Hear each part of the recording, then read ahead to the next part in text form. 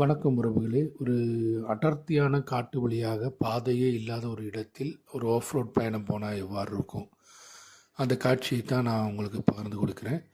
இந்த காட்சி நீங்கள் சுற்றுலா பயணிகளுக்கெல்லாம் இந்த பகுதியில் பெர்மிஷன் கிடையாது.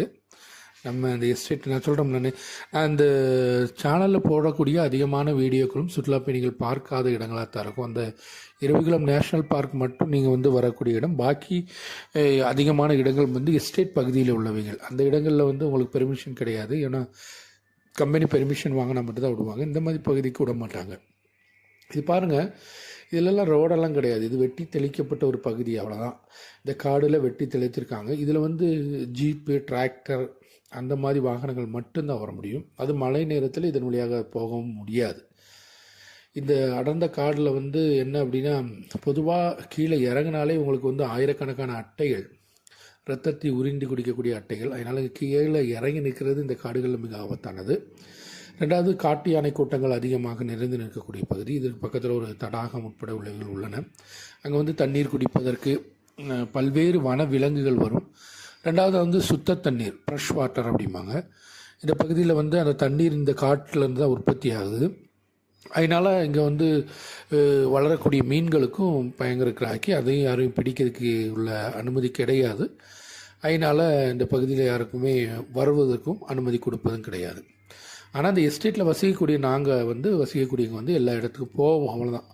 இது யாரும் வெளி உலகம் தெரிவிக்கணும்னா இருந்தாலும் இங்கே உள்ள காரியங்கள் வெளி உலகமும் தெரிஞ்சுக்கிட்டோம். மூணாறில் இயற்கை அழகு நிறைந்து கிடக்கக்கூடிய ஏராளமான பகுதிகள் உள்ளன. ஆனால் சுற்றுலா பயணிகள் பார்த்து செல்லக்கூடிய பகுதிகள் மிக குறைவு.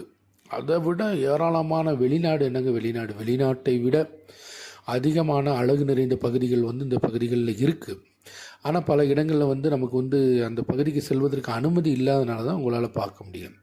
இது நீங்கள் பார்க்கல தான் ஒரு சின்ன பகுதி மாதிரி தெரியும். ஆனால் 2 பகுதியிலுமே கொடும் காடு. இந்த காட்டு வழியாக தனியாலாம் நடந்தெல்லாம் போக முடியாது, வர்றதுக்கு இயலாது. வந்தால் ஒரு கூட்டமாக வரணும். அது சத்தம் போட்டுக்கிட்டு பேசிக்கிட்டே போகணும். அப்போ தான் யானை எதுனாலோ, காட்டு மாடுகள் நின்றாலோ, பன்றி கூட்டமாலையும், அது மாதிரி மான்கள், கேளையாடு அப்படின்னு நிறைய வனவிலங்குகள் இங்கே இருக்குது.